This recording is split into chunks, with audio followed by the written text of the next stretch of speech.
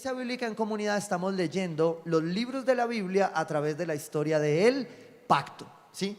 Y hace 8 días empezamos a hacer un pequeño resumen de cosas que van saliendo allí y que consideré que hacen parte de esta transición de la iglesia en la cual Dios quiere hablarnos algo particular como pueblo de Dios. Y esto tiene que ver con el pacto, con la historia del pacto de Dios. Y especialmente la carta a los hebreos, que según algunos estudiosos dicen, la atribuyen al apóstol Pedro, pero otros dicen que no se puede ratificar que sea el apóstol Pedro. Lo que sí es claro es que el escritor de esta carta le está escribiendo a un pueblo que es el pueblo hebreo, el pueblo judío, el pueblo israelita, ¿sí? Que se movía en una cultura y que se le estaba predicando definitivamente acerca de algo que es transversal a todo el evangelio, ¿sí? Porque cuando hablamos de esto, de la fe, de la que está hablando aquí el escritor en Hebreos, a veces hemos solido mezclar un poco la fe del pueblo judío, o tal vez diferenciar como si fuese un antónimo, la fe del pueblo judío y nuestra fe. Y resulta que cuando entramos en el estudio de esto que quiero compartirles hoy, nos empezamos a dar cuenta realmente que no hay sino una fe, y que es la misma. En esto surge obvio la pregunta de cómo el pueblo judío va a ser salvo, si por la fe, por la gracia, por la ley, por la obediencia, y cómo nosotros que somos del nuevo pacto, ¿sí?, vamos a ser salvos solo por esta fe. Pues bien, creo que lo que el Señor nos ha llevado y nos ha llevado en esta lectura de Experiencia Bíblica en Comunidad y a través de la palabra, hoy debe afirmarse a través de la única fe que salva. Y lo cual la palabra nos deja ver que no fue diferente, fue la misma desde Génesis hasta Apocalipsis. Es la misma fe, solo que a veces en esto del contexto solemos pararnos y eso nos puede hacer perder la perspectiva. Una de las cosas que el escritor de esta carta trataba de contrarrestar era que la doctrina judaizante, la tradición del judío, estaba generando muchas dificultades. Porque para ser honestos, la tradición es difícil, ¿sí? Nosotros que somos un pueblo, el pueblo colombiano es un pueblo de tradiciones, tenemos muchas dificultades a veces por la tradición, porque la ponemos por encima, ¿sí?, de las personas, de las cosas. Bueno, lo que entendí aquí, de acuerdo a lo que la palabra de Dios dice, es que la fe definitivamente es una sola. Y quiero mostrarte aquí más adelante en Hebreos 11, versículo 23, que dice: por la fe Moisés, recién nacido, fue escondido por sus padres durante ¿qué? 3 meses. Porque vieron que era un niño precioso y no tuvieron miedo al edicto del rey. ¿Por qué lo hicieron? Por fe. Yo creo que usted se ponga en este estado. Es una mamá en el entorno del contexto histórico. Lo que está pasando es que los niños están siendo perseguidos. ¿Para qué? Para matarlos. Y esta mamá decide, lo ve tan bonito el bebé, que dice: yo quiero creer algo más, yo quiero tener otra esperanza para este bebé, y lo esconde. Porque si a mí me dicen que por fe yo vaya a conquistar con ejércitos, yo te digo, bueno, listo, para eso es la fe. Pero para esconder un niño, bueno, el tema es que la fe comienza allí, comienza en cosas pequeñas. Y esta mujer dice la palabra que por la fe Moisés recién nacido fue escondido. Hubo alguien que creyó y lo escondió, ¿sí?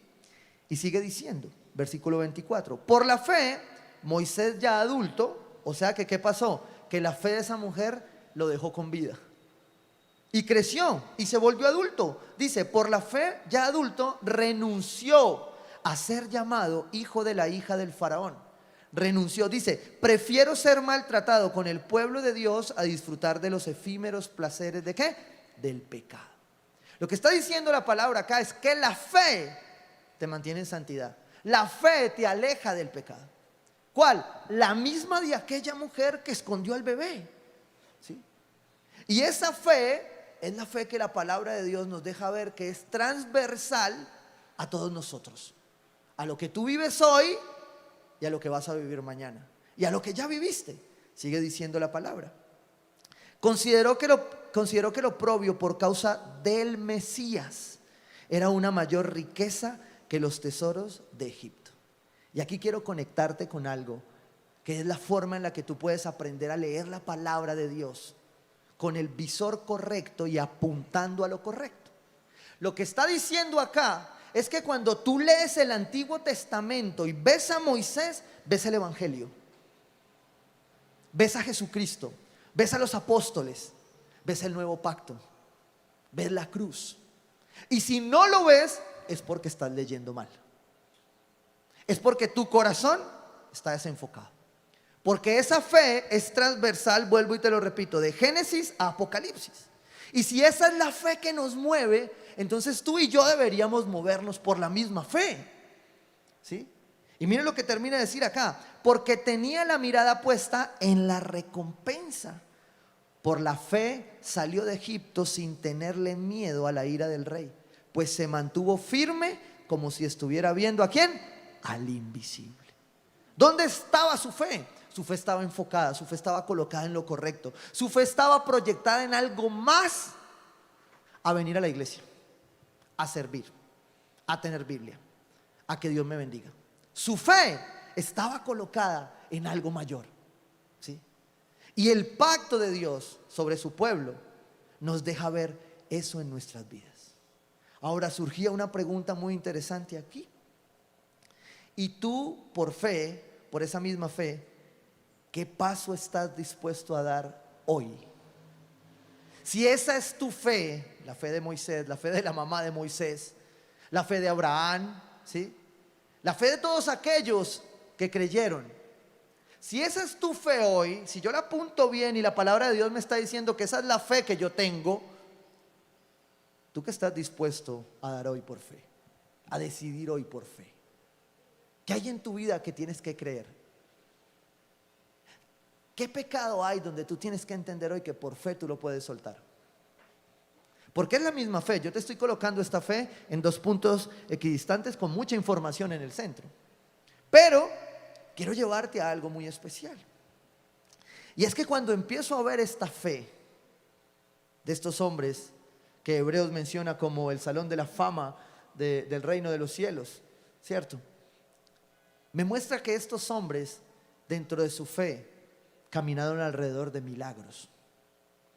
El arca de Noé fue un milagro, de cierta manera. Sara embarazada fue un milagro. La salida de Egipto fue un milagro. Aún con Faraón endurecido y todo fue un milagro. El mar rojo en la persecución en la salida de Egipto fue un milagro. El agua salada convertida en dulce fue un milagro. ¿Sí? A mí me surgió ahí una idea de potabilización, ¿cierto? Y dije: Señor, regálame ese palo que necesito potabilizar agua en el Pacífico. Y dice la palabra que el Señor metió un palo y el agua se volvió dulce. Y dije: wow, es un milagro, ¿sí? Algunos podrían decir: no, pastor, es la providencia de Dios. Y yo puedo estar de acuerdo contigo en algo. ¿Sabes cuál es el problema entre la providencia de Dios y los milagros de Dios? Es que en la providencia de Dios tú terminas empezando a justificarte a ti mismo como si tú vivieras lo que te toca vivir. En los milagros tú vives dependiendo de Dios siempre, porque sabes que por su providencia tu fe te lleva a ver milagros. Y la pregunta entonces es: ¿por qué dejamos de ver entonces estos milagros como antes? ¿Por qué no vemos ahora que el mar se abre? ¿Por qué no vemos ahora este palo tirado al mar y volviendo el agua dulce? ¿Por qué muchos de nosotros no lo vemos? Porque voy a hacerte claro, que tú no los estés viendo no quiere decir que no están pasando, porque hay personas que los están viviendo hoy. Hace 8 días yo oré en el Espíritu de Dios, pero mire cómo es los milagros de Dios, y para allá vamos a entrar. Porque a veces nosotros estamos tan familiarizados con los elementos del milagro que no creemos que Dios los pueda usar. Y yo estaba orando y yo me inquieté en uno de los servicios y oré por sanidad, porque vengo preguntándole mucho a Dios qué es lo que quiere con la iglesia en lo que viene. Y Dios necesita nuestra fe viendo milagros. El tema es que los milagros tienen como ingrediente natural tu fe, porque sin fe no hay milagros. ¿Dejan de pasar? No, no dejan de pasar, pero tú no los ves. ¿Por qué? Porque no tienes fe. Y hace 8 días estábamos acá, mi mamá vino por este tema del cumpleaños y nos fuimos para la casa. Y ha venido con afecciones de salud. Y esas cosas que en casa herrero cuchillo de palo. Y yo no he orado en la casa por ella, por teléfono. Pero aquí yo me inquieté y les voy a ser muy honesto, no me inquieté por mi mamá. Pero cuando llegué a mi casa, mi mamá me dijo, mijo, ya no tengo nada. Y yo dije, ¿qué pasó, mijo? Lloré. Yo estaba orando allá y yo le dije, Señor, quítame eso. Y ya no tengo ninguna ola. Y yo dije, porque a veces creemos que los milagros dependen de nosotros, cuando lo único que depende del milagro de nosotros es nuestra fe. Estas personas en el Antiguo Testamento tenían solo esa característica, que creían, pero qué berracos para parecerse a nosotros, ¿sí o no? Les hacían un milagro y 3 cuadras después estaban peleando. No, me hubiera dejado en Egipto. El milagro así nomás. Así era. Yo me siento con los de experiencia bíblica y nos miramos y yo le hago las preguntas pringamoseras, ¿no? Y les digo, ¿a quién se parece el pueblo? Y todos se miran, a nosotros. Oiga, porque qué cosa tan parecida para el pueblo de Dios, ¿sí o no? Pero esa era la fe que vivían. Gálatas 3, 5, 9, el apóstol Pablo nos da la ampliación, el zoom un poco a esto que quiero llegar. Dice, al darles Dios su espíritu y hacer milagros entre ustedes. ¡Wow! Nuestra fe tiene como diferencia que Dios nos ha dado el Espíritu Santo para ver los milagros. Pastor, y antes no estaba, claro que estaba, pero no estaba como está hoy, porque antes pasaban, pero por eso tal vez la gente se demoraba más en entender quién era, porque Dios estaba allí, el Espíritu estaba allí, el Hijo estaba allí, pero tú y yo hoy vivimos una fe que tiene a Jesucristo, que tiene al Espíritu Santo y que ya debería dejarnos ver milagros. Siga leyendo conmigo. Al darles Dios su espíritu y hacer milagros entre ustedes, ¿lo hace por las obras que demanda la ley o por la fe con que han aceptado el mensaje? ¿Por qué lo hace? ¿Porque nosotros hagamos mucho? Porque hay muchos que están trabajando el triple para que Dios les haga el milagro. No funciona así. Dios no necesita que tú hagas más o menos. Dios solo necesita que tú creas. Y si tú crees, Él puede hacer milagros. Pero necesita que tú creas. Esto era lo que pasaba acá. Entonces, en la resolución del conflicto de cómo este pueblo va a ser salvo, tenemos que llegar a una conclusión. Y es que ambos pueblos van a ser salvos por fe. Porque mire lo que dice la palabra. Así fue como con Abraham. Le creyó a Dios. ¿Qué hizo Abraham? Le creyó a Dios. Le creyó a Dios. Y esto se le tomó en cuenta como ¿qué? Como justicia. Entonces, claro que este pueblo va a ser justificado por la fe. Como no reconozco a Jesucristo, entonces tengo que tener un parámetro de justicia, que es la ley. Va a estar incompleta, porque ninguno la puede cumplir. Por más que se esfuerce, por más judío que sea, no la puede cumplir. Y por eso necesita ¿qué? Creer. ¿En quién? En Dios. Y por eso el escritor de Hebreos dice, aquel que crea en ese Dios, aquel que quiera vivir esa fe, tiene que creer que Él existe. Es el principio fundamental. Tú no puedes seguir caminando por ahí sin saber en qué crees.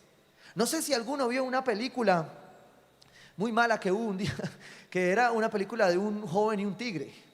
Sí, es muy especial. La película era mala, perversa. Una película sincrética, emocional. Estoy dando mi opinión de cineasta. Bueno, yo sé que aquí ya tengo contradictores, me escriben por WhatsApp. En contenido es muy mala. Es una película sincrética, sin fondo, sin tema profundo, pero tiene un tema, una escena, que para mí es la escena esencial de la película. Y es el momento en donde el papá con el hijo se van a sentar en la mesa. Y se van a sentar a comer los alimentos. Y este joven, lleno de sincretismo, de cosmovisiones, de películas, de todo lo que le han dicho, ¿sí? Parecer era universitario de este siglo. Y resulta que lleno de eso se sienta y dice el papá, vamos a orar por los alimentos. Y entonces el joven empieza a llamar a todos sus dioses, todo lo que había conocido. Y empezó a llamar a Buda, a Mahoma, como 10 dioses empezó a llamar, metió a Jesús, metió todo ese revuelto ahí. Y estaba orando por los alimentos. Y en ese momento el papá le dice, stop, para. El papá no era un buen papá, de hecho. Pero el papá en ese momento le dice lo más sabio que pudo decirle. Vas a detenerte y vas a tomar una decisión. Porque si algo no te va a llevar a ningún lado, es esto. Si tú crees en algo, crees. Pero no puedes creer en todo. De eso hablaba el autor de Hebreos cuando decía, si ustedes creen en Dios, si su fe está activa, está viva, tienen que creer que Él existe. Porque si tú todavía no tienes claro que Él existe, la cosa va a ser más complicada. Y tu fe se va a enredar. Y este hombre le dice esto y el joven para. Es tan mala la película que no supimos en qué creyó. Porque al final es de decisiones. Y ahí aplicaba un proverbio de la calle que dice que realmente todos los caminos no llevan a Roma. Porque solo hay un camino y es Cristo. Lo dice la palabra de Dios. ¿Hay muchas formas de llegar a Él? Sí, pero caminos, uno solo. ¿Por qué no vemos milagros? ¿Será porque no creemos? ¿Será porque nos familiarizamos con la providencia divina y ya creemos que Dios nos va a sustentar?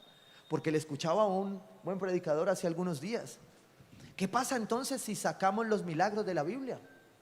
¿En qué quedaría la Biblia? En un buen libro de coaching, ¿sí o no? ¿Qué pasaría si Jesús, el relato de Jesús, no tuviese milagros y el poder del Espíritu Santo? ¿Qué sería Jesús? Un buen speaker, un buen predicador. Sin milagros, usted y yo no estaríamos aquí. Los milagros hacen parte de la confirmación de nuestra fe. Y aquí está diciendo la palabra, así fue con Abraham, le creyó a Dios y esto se le tomó en cuenta como justicia. Por lo tanto, sepan que los descendientes de Abraham son aquellos que viven, ¿por qué? Por fe. ¿Cuántos descendientes de Abraham hay aquí? Si usted está entendiendo, ¿sí? ¿Por qué usted puede reclamar esto? Porque la fe de Abraham es la misma fe con la que usted se para acá. Y aún siendo un gentil, porque usted no, bueno, con el respeto de los que sí lo hicieron, de pronto puede haber alguno, ¿cierto?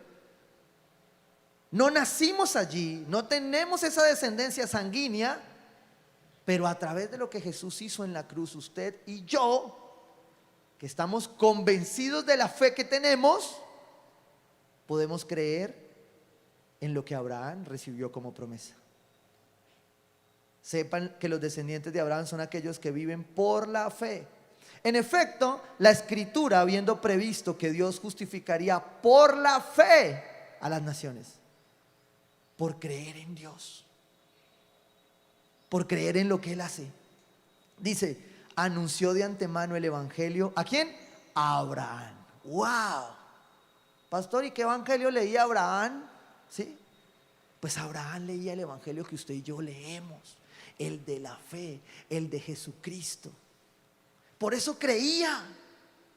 Ay, no tenía la misma Biblia que usted y que yo, claro, pero su fe lo hacía acercarse al evangelio desde ya.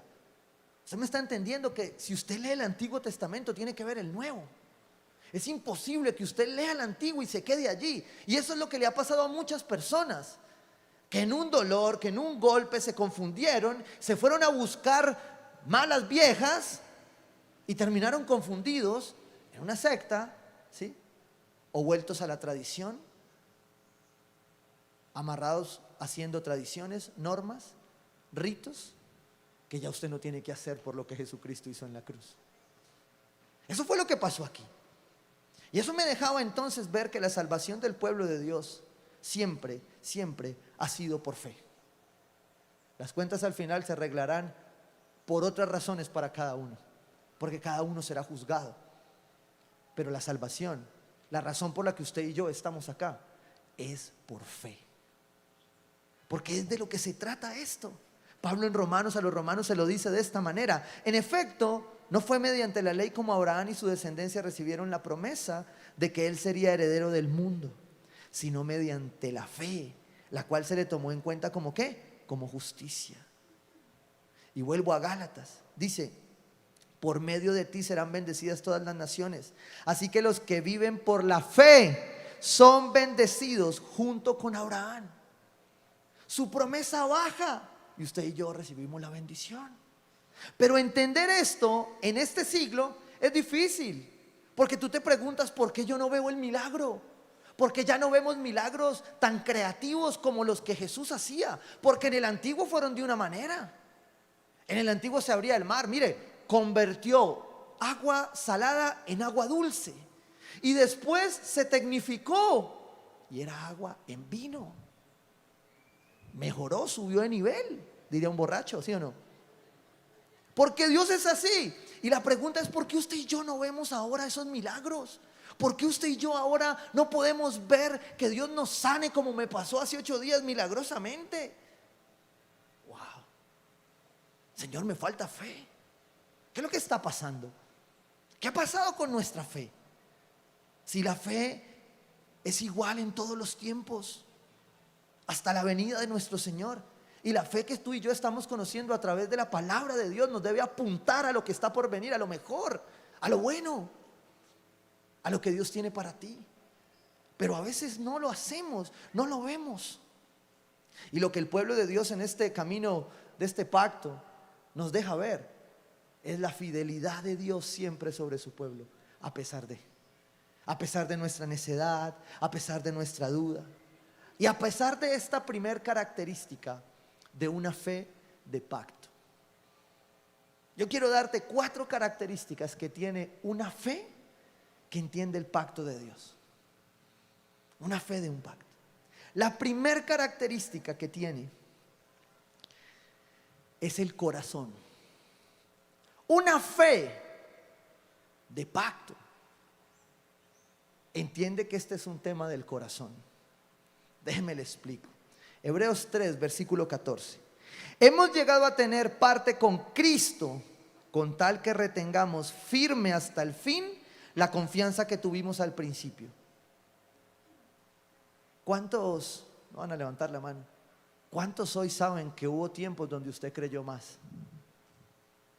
¿Cuántos saben que usted hoy ante este problema, usted sabe que lo puede pasar porque usted ya lo pasó una vez, pero lo pasó de la mano de Dios? Y usted hoy está intentando pasarlo en sus fuerzas. ¿Cuántos pueden decir que en el principio tuvieron más fe? ¿Cuántos fueron nuevos un día y llegaron a una iglesia? Yo me acuerdo ese primer día que yo llego y yo estaba con tanto ganas de Dios y en medio de mi dolor y de todo, que yo recuerdo que yo no escuché a qué dijeron que pasara, pero yo pasé. Y cuando empezaron a cantar el cumpleaños, yo dije: ay, no era esto. Siempre me acuerdo que me equivoqué, pero yo tenía tanto deseo de que pasara algo en mi corazón. Yo no sabía qué era la fe, pero yo sabía que necesitaba, como muchos acá. Y cuando yo leo esto, digo: hubo un principio en el que tú tuviste más fe. Voy a ponerlo en este punto. Hubo un principio en el que tú tuviste fe, porque nunca la has dejado de tener. Mira lo que dice aquí la palabra.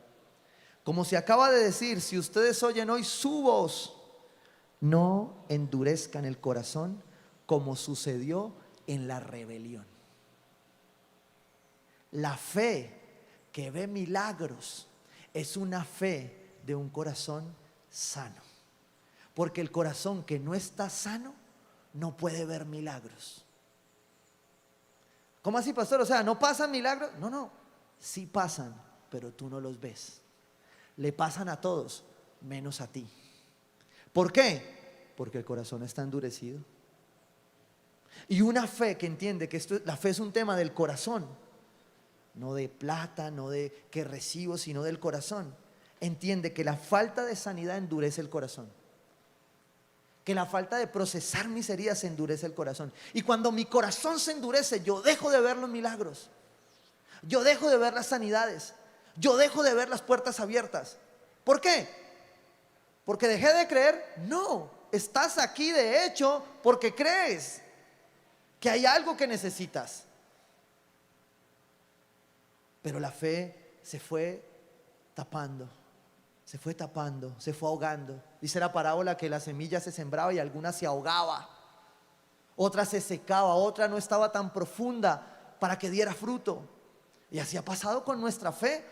Entonces nosotros estamos buscando un milagro de Dios sin fe. Y yo te digo, el material número uno de los milagros de Dios es tu fe. Ni siquiera la mía, la tuya. Porque si mi mamá se queda esperando a su hijo, no se sana. Pero ella sabe que tiene un Dios que sana. Y que va a terminar de hacer la buena obra. Seguramente le quedan otros 3 o 4 achaques, pero lo otro va a salir. Dice la palabra de Dios acá: si ustedes oyen su voz, no endurezcan como sucedió en la rebelión, como sucedió antes. Un corazón endurecido es un corazón que vive por vista y no por fe. Es un corazón que viene y canta aquí esta alabanza hermosa que se llama, ¿cómo me puedo aprender el nombre español? Waymaker. Y entonces usted empieza: Señor, y abres caminos y no te veo, pero tú estás obrando. Y salen de aquí y dicen: ay no, yo no sé, Señor, ¿cuándo es que va a hacer eso? Y entonces yo me quedo mirando y: ¿no estabas cantando esto ahora? ¿Sí? Señor, trae tu cielo aquí, abres caminos, cruzas. Y cuando salen y cruzan acá, ya se les acabó. Y uno dice: ¿qué pasó ahí? Así no ve milagros nadie. Voy a decirte esto.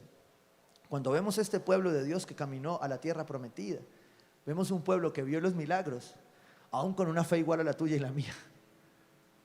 Porque tercos como ellos solos. Pero veía los milagros. Porque Dios no va a dejar de hacer milagros porque tú no creas. Pero cada que tú veas un milagro, es una razón más para creer. Porque eso dice la palabra de Dios, que hizo Dios con los milagros para esta gente. Que glorificaran su nombre, que creyeran en Dios. Y los milagros ocurren en la palabra de Dios, ocurren en nuestras vidas, para que tú y yo entendamos quién es el Dios que hace los milagros. ¿Quién es el Dios de tu fe?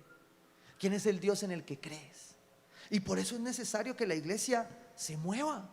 El segundo punto de una fe de pacto es una fe que mueve, una fe en movimiento, ¿sí? Porque a nosotros no nos han dicho que la fe es creer y quedarnos sentados, pero tampoco no nos han dicho que creer es pensar que porque yo haga, Dios lo va a hacer. El salmista dice: deleítate en el Señor y Él concederá los deseos de tu corazón. Y ese verso, por fuera de contexto, dice que Dios no me ha respondido.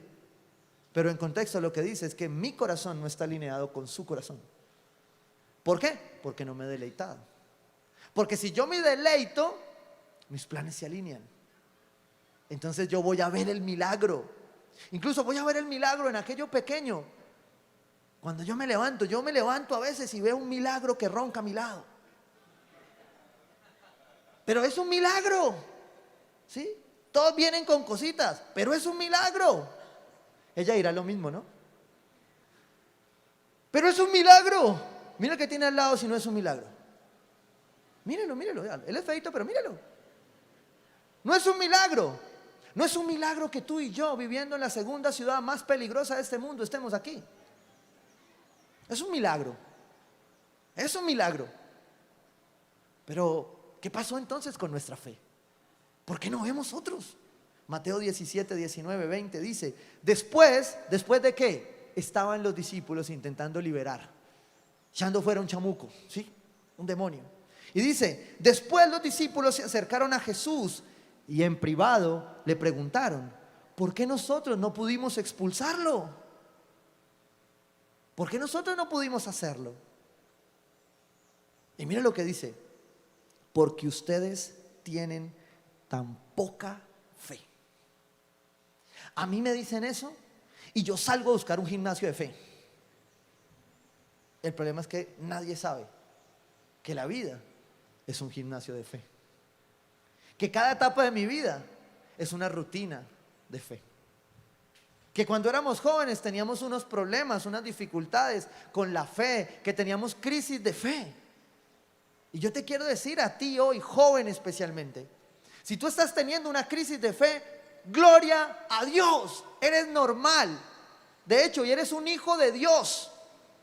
Y Dios necesita que tengas esa crisis, pero para que la resuelvas de la manera correcta. Porque sabes una cosa, la iglesia ha resuelto esas crisis de fe a veces a tablazos. Yo venía entrando aquí, un papá muy cariñoso, no voy a decir que fue Víctor, pero un papá muy cariñoso tiene la niña en los brazos y me dice: pastor, que si le ayuda a mi hija a escoger la vara. Y yo dije: este es mucho desgraciado. Y la niña le decía: no, yo no quiero ninguna, tiene que escoger una. Y yo: Prince, escoge la que no la vas a usar. ¿Sí? Pero la iglesia a veces ha resuelto esto de la fe de una manera equivocada. Mire, esta semana conocí una anécdota que me encantó. Y me cuentan cómo en el Congreso colombiano, ¿sí?, hace algunos años había que aprobar una ley que tenía que ver con ir en contra o no de la familia. Y la bancada de senadores que estaban a favor, defendiendo la familia, les faltaba un voto. Y tenían que ir a buscar, en lo que ellos llaman el lobby, ese senador para darle los argumentos y convencerlo de que diera su voto. Y entonces fueron y dijeron: ¿quién es el senador? Ah, es tal, y es homosexual. Yo no me imagino las caras de eso, el resto ya chisme, yo solo escuché hasta ahí la anécdota. Pero yo me imagino las mentes, ¿sí? Y estas personas llevaban asesores, que eran cristianos, pastores, líderes, para hablar con este hombre. Y de pronto llegaron a su sesión a hablar con él, a darle los argumentos y a convencerlo por qué defender la familia. Y este hombre los detiene y les dice: yo quiero ahorrarles un tiempo en esta discusión. Y quiero decirles primero que yo fui a una iglesia, hoy no asisto. Mis padres son cristianos. Prediqué el evangelio, conocí el evangelio, ¿sí? Pero un día tuve una duda en mi fe. Tuve una duda con mi tendencia. Sentí algo. Y cuando lo fui a preguntar, me dijeron que no se podía. Y en algunas partes me señalaron, me juzgaron. Entonces, como yo necesitaba una respuesta, fui y la busqué. Y el mundo no me la dio tampoco, pero me abrazó. Porque sabes una cosa, joven, hay respuestas que nosotros no te vamos a dar, pero lo que sí estamos dispuestos a hacer en este lugar es abrazarte. La resolvemos en el camino si nos das el tiempo, porque no soy yo quien te la va a dar, es el Espíritu Santo el que te la va a hacer entender, porque es Él el que convence de pecado, de justicia y de juicio. O sea que como yo soy un ser humano, puedo no tener la respuesta que tú estás esperando, pero lo que sí estoy dispuesto a hacer para que no pase lo que pasó con este hombre es a escucharte, a abrazarte y a buscar juntos la respuesta. Este hombre termina su conversación diciéndoles: tengo muy claro quién es la familia. Tengo muy claro, de acuerdo a la palabra de Dios, que la familia es importante. Y voy a votar positivo, no porque ustedes me convencen, sino porque yo sé cuál es la verdad. Así hoy pareciera que no la vivo. Cuando yo escucho eso, yo te digo: eso es una fe que se mueve. Y yo no sé cuándo sea, pero mi oración es porque ese hombre un día se vuelva a los pies del Señor en todas las áreas. Porque te voy a decir otra cosa: entre tu chismeadera y ese homosexual no hay ninguna diferencia. Son iguales, son igualitos. Entre tu murmuración y el homosexualismo no hay ninguna diferencia. Son iguales. El Señor no hace nivelación de pecados. O sea que nosotros podemos tener incluso pecados más graves que ese hombre. Pero la crisis de fe se resuelve con amor. Se resuelve entendiendo que una fe que se mueve es una fe que ama. Ese es el tercer punto. Una fe que se mueve es una fe que ama. Una fe que sabe escuchar. Una fe que sabe amar. Déjeme termino que me fui por allá. Versículo 20. ¿Por qué ustedes tienen tan poca fe? Les respondió: les aseguro que si tienen fe tan pequeña. ¿De qué tamaño? Tan pequeña. Porque la verdad, si a mí Jesús me dice que yo tengo poca fe, pues yo voy a buscar mucha. Pero Dios acá no está diciendo vaya y busque mucha. Acá le está diciendo tenga fe. ¿Y de qué tamaño? De la más pequeña. Porque Él sabe que a usted le va a costar creer, a usted y a mí nos va a costar creer. Por eso el pueblo de Dios antes y en el Nuevo Testamento con Jesús necesitó ver los milagros. Usted y yo necesitamos ver los milagros. Pero lo único que activa los milagros es tu fe. Nada de lo que hagas va a activar los milagros que Dios tiene para ti. Solo tu fe. Y si esa fe tiene grietas, tiene preguntas, tiene dudas, este es el momento de afirmar tu fe. De afirmar en qué crees. Es posible que hoy no entiendas todo. Yo te digo la verdad, yo tampoco entiendo muchas cosas a veces. Pero creo. Porque sé que el que lo hizo una vez, lo hará otra vez. Y la iglesia, Tierra Nueva, tiene que entender que el poder de los milagros no está en el tamaño de mi fe, porque Él dice que solo necesitamos un granito. Voy a ponerte este ejemplo. Dios dijo: necesito fe del tamaño de un grano de mostaza. Ya. Esa es la fe que Dios necesita. Y que casi ni se ve. Sí, esa es la fe. Porque lo que la palabra sí dice es que ese poquito de fe mía, con el poder de Dios, hace milagros. Dios no necesita más. Necesita que creas. Y por eso el diablo te va a venir a engañar. Dice Pablo en Efesios que venían vientos de astucia. Esto que pasa en los universitarios no es nuevo. Yo liderando jóvenes alrededor de 10 años. Y todos desde la universidad hemos pasado lo mismo. Yo tengo hoy personas que son profesionales, con maestría, que ya tienen empresas, con las que me he sentado y que me dicen: pastor, claro, eso fue en la universidad que me dijeron eso y se volvió una fortaleza y ahora por eso es que no puedo pasar. No es nuevo. Chicos, no es nuevo lo que están viviendo, no es nuevo. Es así. Y si lees la Biblia te vas a dar cuenta que el ataque va a permanecer. Pero si tu fe está firme, si tu fe está colocada en lo que es, entonces tú vas a entender que no depende de cuánta fe tú tengas, depende del poder de Dios. Porque tu granito de mostaza más el poder de Dios son los milagros. Nosotros queremos ser partícipes del milagro y decirle: Señor, yo te ayudé a hacer el milagro. No, Él no te necesita.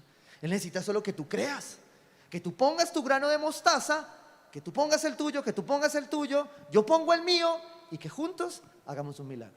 ¿Por qué? Porque su poder viene sobre este lugar. Porque esa es una fe que mueve montañas. Les aseguro que si tienen fe tan pequeña como la de un grano de mostaza, podrían decirle a esta montaña: trasládate de aquí para allá, y se trasladará. Para ustedes nada será imposible. Pero pastor, ¿por qué nosotros no podemos mover montañas? Yo digo, porque esto en contexto es una ilustración. Jesús le estaba enseñando a los discípulos que tu fe iba a tener la capacidad de mover cosas muy grandes. Pero tú no tienes que esperar a que la alabanza se vuelva realidad y que tú te pares acá y digas: ay, cuando enfrente de mí tus montañas no vi. No, tú no tienes que esperar a que no estén para creer. Tú crees que tu montaña, la que a ti te interesa, se va a mover, porque lo dice la palabra. Si tú tienes fe como un grano de mostaza, esa es la fe que está desde Génesis hasta Apocalipsis. Y a nosotros nos podría parecer que ese pueblo tenía mucha fe para que Dios abriera el mar. No, ese pueblo no tenía fe, de hecho estaba asustado, venía perseguido, pero cuando vio que el mar se abrió, creyó. ¿Tenían qué fe? Un granito. Llegaron al borde y dijeron: Señor, aquí ya no hay nada que hacer. Llegaron con el diagnóstico donde este médico precioso, amoroso, que dijo: ya no hay nada que hacer, te mató. Y tú no entendiste tu fe. Pero si tú tenías tu fe correcta, Tú llegas donde el mismo médico, ¿sí? No lo matas, lo bendices y le dices, doctor, gracias. Pero la última palabra la tiene el Señor, porque es el Dios en el que yo creo. Y hoy solo tengo un grano de mostaza, pero estoy seguro que este grano de mostaza, con su poder, puede hacer un milagro en mi vida. Y la pregunta es, ¿tú quieres ver milagros? ¿Quieres ver el amor de Dios en esto? La fórmula y la ecuación es el poder de Dios más nuestra fe. Es igual milagros. Porque nuestra fe conectada en el lugar correcto, llena de lo correcto, en la cantidad correcta, es suficiente para que Dios haga lo que tiene que hacer en mi vida. Y esto siempre se lo hablo a los padres y a los hijos. Los padres tenemos una fe. La fe es un tema generacional. No se traslada sanguíneamente, no se pasa porque yo quiera. Porque la fe al final es una decisión. Tú crees por una decisión. Pero lo que el pueblo judío sí nos deja ver es que cuando yo creo, la fe de mis hijos no es la misma fe mía. ¿Sabes qué dice acerca de la fe de mis hijos? Que la postrera es mayor. Y por eso es que tus hijos se creen de mejor estrato. Bueno, los míos, pues los míos. ¿Por qué? Porque ellos ven la fe de sus padres y dicen, yo tengo un padre que me ama. Y mi papá me ha enseñado que si yo le oro, él me da. ¿Y sabe qué es lo mejor? Que esa fe les va creciendo. Y como lo saben, vienen y dicen, papá, deme. Yo le digo, pero yo no tengo, pero usted tiene un Dios que le da. Quedamos en una encrucijada fuerte, ¿sí o no? Pero yo sé que su fe, más mi fe y el poder de Dios, le suple el deseo a ella. Siempre se lo he dicho a mis hijos y se lo decía a mi hija. Cuando vino un día con un sueño, yo le dije, y yo nada más la veía, yo decía, pero ¿por qué sueña eso tan caro? Pero había aprendido una vez de un gran hombre que eso a mí no me importaba, eran sus sueños. Y que yo debía, como padre proveedor, garantizar que ella soñara con ello. Y yo sabía que la verdad en presupuesto eso no cabía. Y yo honestamente fui y le dije, mi amor, mira, me parece genial, pero yo no tengo. Pero lo que sí tengo es fe. Y yo sé que si tú le oras a Dios, haces lo que tienes que hacer, te mantienes firme y le oras a tu Dios, Él me va a girar. Así que si usted ora y yo oro, Él gira. Porque si Él no gira, yo no lo puedo hacer. Y ella se dedicó a hacer lo que tenía que hacer. Y cuando llegó aquí me dijo, papá, me aprobaron. Solo falta los tiquetes y esta platica. Y yo miraba a mi esposa y mi esposa solo se huía. Y yo decía, pero si Dios le dijo que sí. Bueno, si Dios te dijo que sí, algo vamos a hacer. ¿Sí? Ya acabé de pagar. Pero Dios proveyó. ¿Sí? ¿Por qué? Porque cuando nuestros hijos le creen a esta fe que se mueve montaña, ellos no se limitan. Es el mismo Dios de mi papá para regañarme, entonces también para darme. Si es el mismo Dios para disciplinarme, el mismo Dios que tiene para bendecirme, sencillo. El mismo Dios que yo le predico, no me puedo contradecir. Y mal haría yo como padre negar la palabra cuando dice que Él como menor será mayor que yo. Lo que debería pasar en nuestros padres cuando vemos a nuestros hijos de otro estrato, ¿sí? Es decirles que el estrato es el espiritual, es su fe. Porque nada de las cosas materiales es lo que los sostiene, sino su Dios. Y cuando mi hijo aprende eso, entonces llega un momento donde ya él volará. Y usted puede decir la alabanza, y se marchó. ¿Sí? Y ya. Y sigue su fe. Pero usted ve una fe en movimiento. Pero ¿qué pasa? Hebreos 4:7-3 dice, por eso Dios volvió a fijar un día que es hoy. Diga conmigo, es hoy. Cuando mucho después declaró por medio de David lo que ya se ha mencionado. Si ustedes oyen hoy su voz, no endurezcan el corazón. En la dureza de corazón se ahoga la fe. En la dureza de corazón no vemos el milagro. Y yo te voy a decir, los milagros están pasando. En esta iglesia están pasando milagros. Usted ve la pelea con los niños, eso no es casualidad. Es que esto aquí uno no se puede ni saludar porque todo el mundo queda en embarazo. ¿Sabe qué es eso? Milagros. Porque Dios en la fertilidad nos muestra su mano, diciéndonos que su pueblo va a ver milagros. Yo hice el sermón, estudié, escribo siempre mis notas, pero llegó un momento esta mañana en el segundo servicio donde yo sentía que el Espíritu Santo me traía flash así a la cabeza, y yo decía, Señor, ¿qué es esto? ¿Y sabes qué fotos me traía? Milagros. Milagros de amigos que un día con el corazón endurecido se enojaron y me dijeron, no, no le creo. ¿Por qué se abrió el mar? Yo no puedo hacer esto. ¿Por qué si otros tienen, yo no tengo? Y me traía las fotos de hoy, el milagro hecho. Bebés que nunca iban a ser, hoy son. ¿Saben por qué? Por un milagro. Y cuando la infertilidad o la esterilidad han llegado a un lugar, como lo muestra la palabra, es porque Dios va a hacer milagros. Yo he caminado con personas acá donde hemos llorado, donde hemos perdido, pero hoy tenemos y abrazamos un milagro. ¿Saben por qué? Porque vimos una fe que se mueve, porque no dejamos que nuestro corazón se endureciera. Porque cuando el corazón se endurece, tú no descansas. Mira lo que dice el versículo 8. Si Josué les hubiera dado el reposo, Dios no habría hablado posteriormente de otro día. Por consiguiente, queda todavía un reposo especial para el pueblo de Dios. Porque el que entra en el reposo de Dios descansa también de sus obras. Y solo cuando tú entras al reposo de Dios, tu fe se activa en el tamaño que esté, más el poder de Dios para ver el milagro. Solo cuando tú empiezas a descansar en esta fe, tú vas a ver el milagro. Solo cuando tú empiezas a entender que Él ya lo hizo todo, vas a poder activar tu fe. Y mire el esfuerzo que Él nos pide. Porque me encanta esto. Hemos crecido. Yo alguna vez conocí un pastor muy hermoso que él era discapacitado, tenía una discapacidad, él andaba en silla de ruedas y predicaba así. Pero siempre nos cacheteaba mucho porque nosotros decíamos, pastor, descansa, descansa.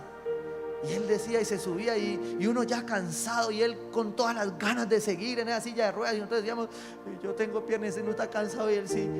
Y siempre nos respondía y nos decía, hijo, en el cielo descansamos. Y yo lo amo con todo mi corazón, pero ¿sabes algo? Eso no es cierto. La palabra dice que hay un reposo. Y la fe conectada a la palabra de Dios, conectada al amor de Dios, es una fe que reposa. ¿Sabe cuál es el esfuerzo que Dios nos pide?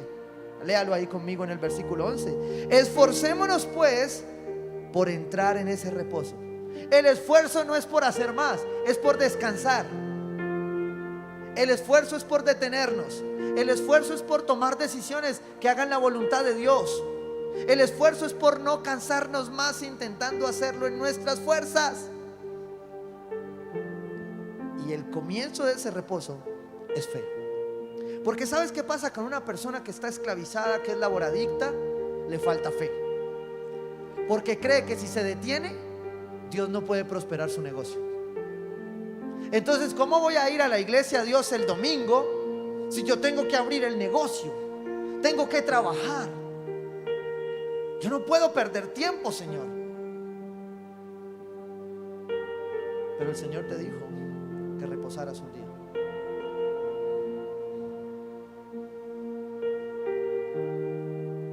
Pastor, es que yo reposo. No te estoy hablando a ti.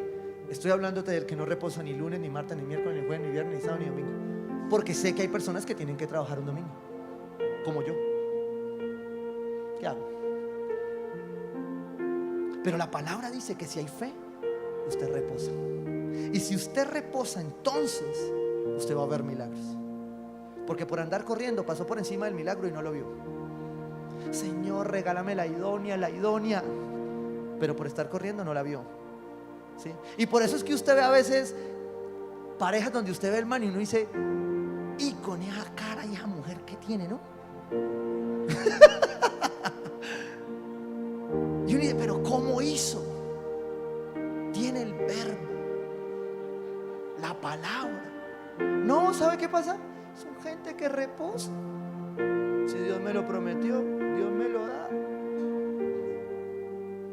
Y en cambio los que corremos a veces van, volteamos y después terminamos en el problema. Pero Dios te está diciendo reposa. Reposa, porque esta última característica que tiene que ver con el amor de Dios, dice la palabra en Gálatas 5:6: en Cristo Jesús de nada vale estar o no estar circuncidados. Lo que vale es la fe que actúa mediante ¿qué? El amor. ¿Sabe qué es una fe que actúa mediante el amor? Es una fe que sabe perdonar. Porque cuando usted no perdona, su corazón se amarga. Y cuando su corazón se amarga, se endurece. Y cuando se endurece, se vuelve aburrido, quejumbroso, comparador. Entonces usted vive estresado, sin reposo. Y lo hemos aprendido a nosotros aquí a resumir en 3 cosas, ¿cierto? Sé que es mucha información y tal vez los psicólogos se enojan conmigo, pero me gusta resumirlo así. Estos 3 problemas mentales con los que hoy estamos luchando se resumen en que la ansiedad es exceso de futuro. Es que quiero saber todo lo que va a pasar, eso es chisme. En que el estrés es exceso de presente, porque no soy capaz de detenerme, de creer que Dios me dio espacio para reposar. Y la depresión es exceso de pasado. Es porque hice lo que hice, porque no puedo tener otro resultado hoy. Soy culpable. Y entonces el diablo me engaña.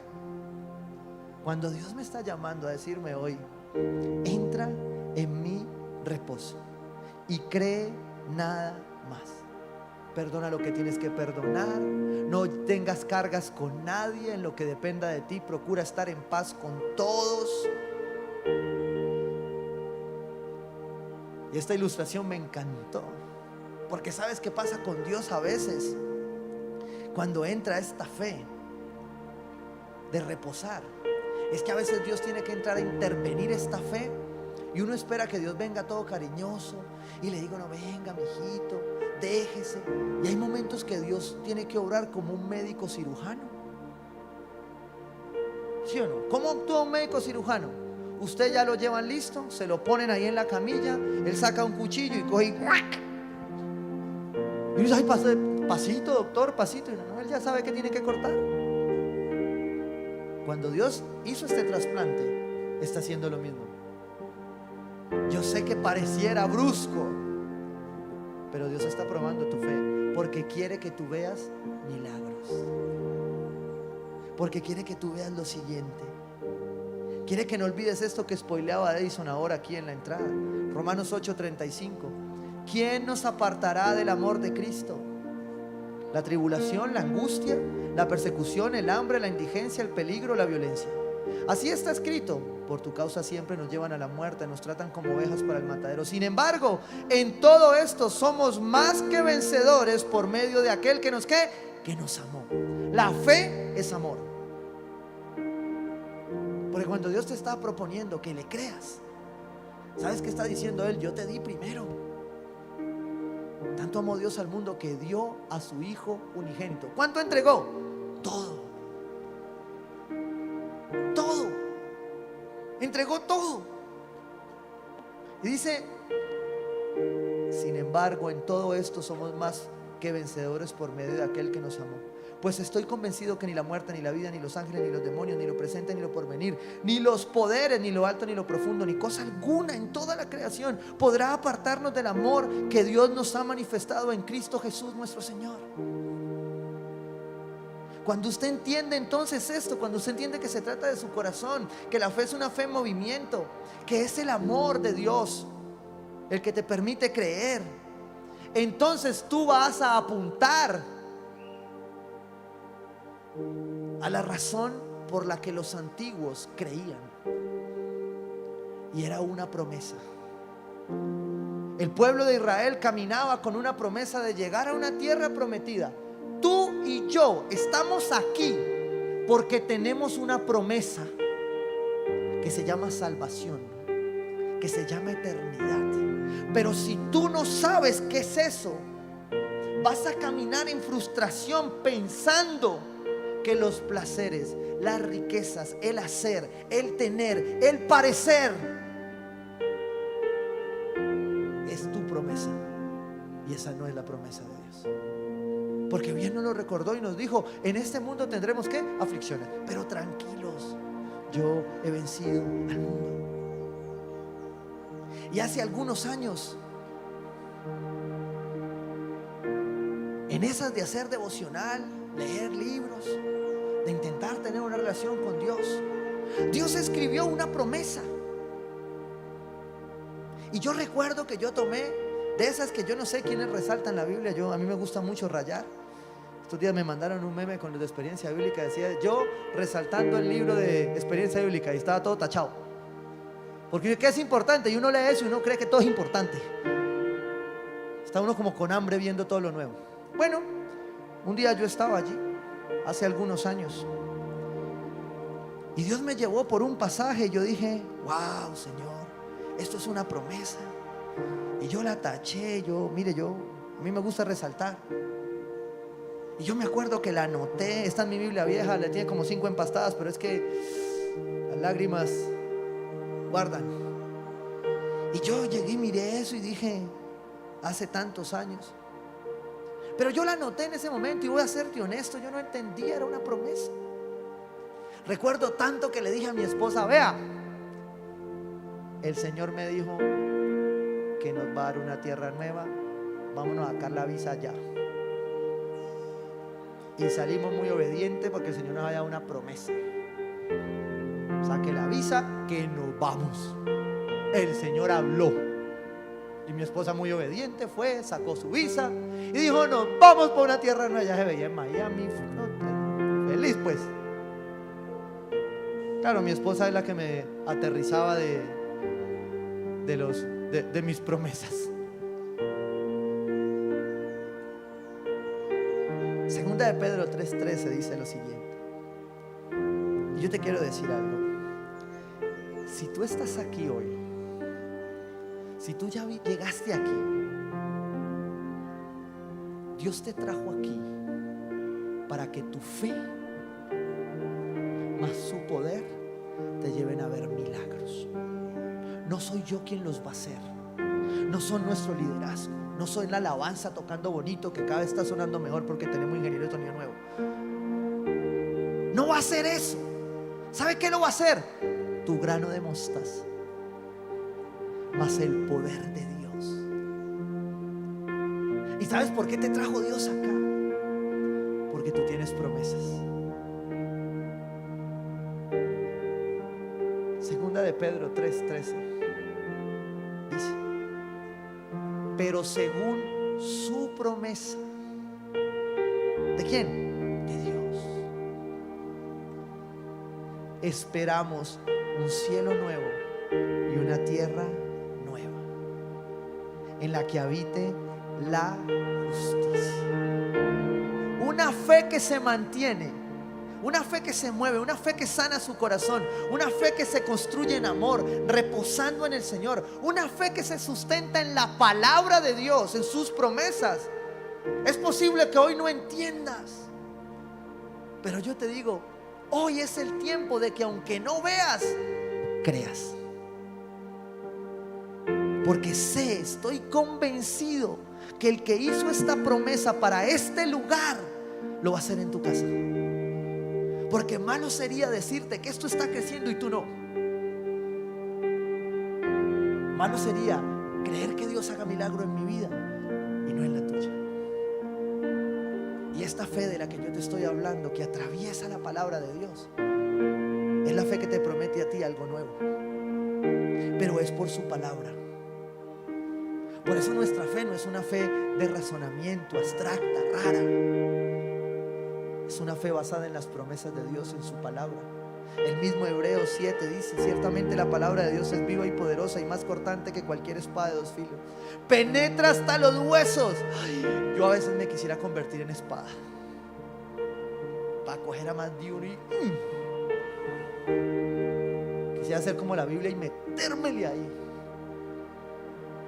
Porque Dios lo único que necesita de ti es que tú tengas ese grano de mostaza, cojas tu palabra y quites todo obstáculo que no te deja ver los milagros que Dios quiere hacer en tu vida. Mira, hay un momento donde Dios quiere poner tu poquito de fe. Y Él dice: mire, esto es el poquito que yo necesito de usted, ¿sí? Pero quiero derramar tu poder, mi poder, porque tu fe por sí sola no hace nada. Yo no sé si usted ha escuchado alguna vez: es que yo le tengo una fe, pastor. No, a mí no me tenga fe, téngale fe a Dios, porque yo no puedo ser el objeto de tu fe, es solo Cristo. Pero cuando tú tienes algo que lo está ocultando, que lo está tapando, ¿sí? Y Dios necesita derramar su poder, ¿qué es lo que está tapando en tu relación con Dios? Esta fe, la relación del poder de Dios con tu fe, el orgullo, el dolor, porque Dios quiere derramar todo su poder. Ya tienes el granito de fe, pero como no has perdonado, está tapado. Pero como sigues dolido y amargo, ahí está. Como no has querido sanar tu corazón, ahí está. Entonces Dios viene y dice: yo quiero mostrarte el milagro, déjame derramar tu poder.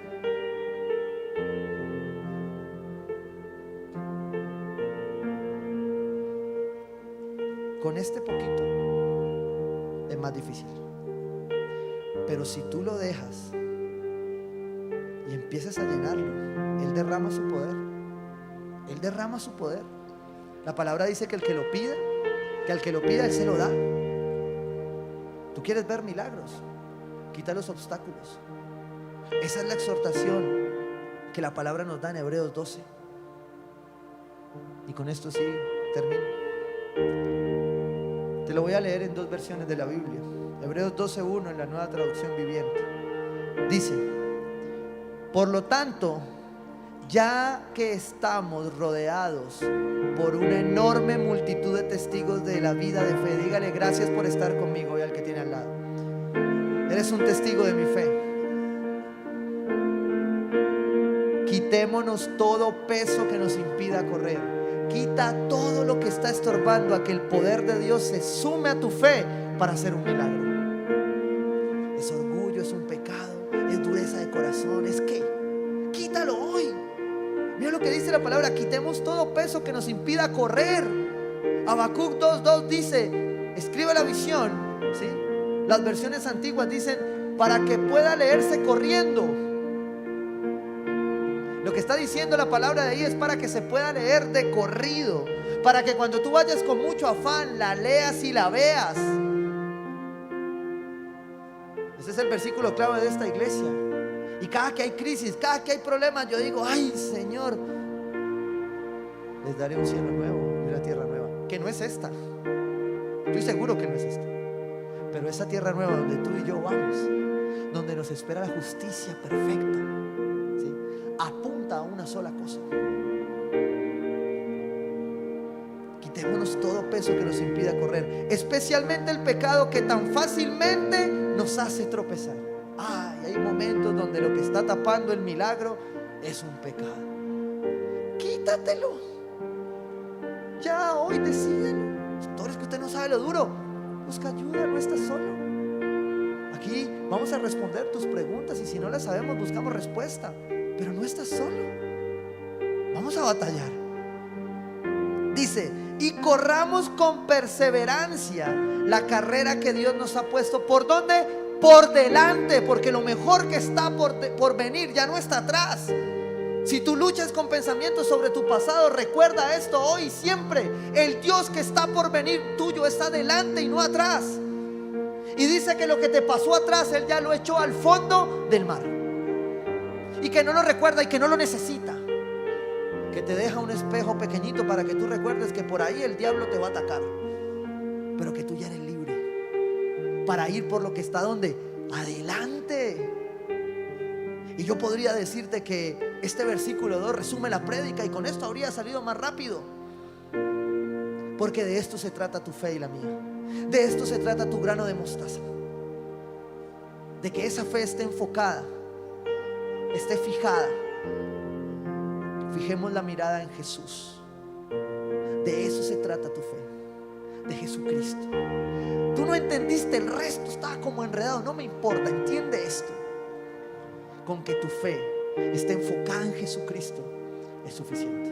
No necesitas nada más, porque al final Él es el perfeccionador, el iniciador, el consumador de nuestra fe. Amén.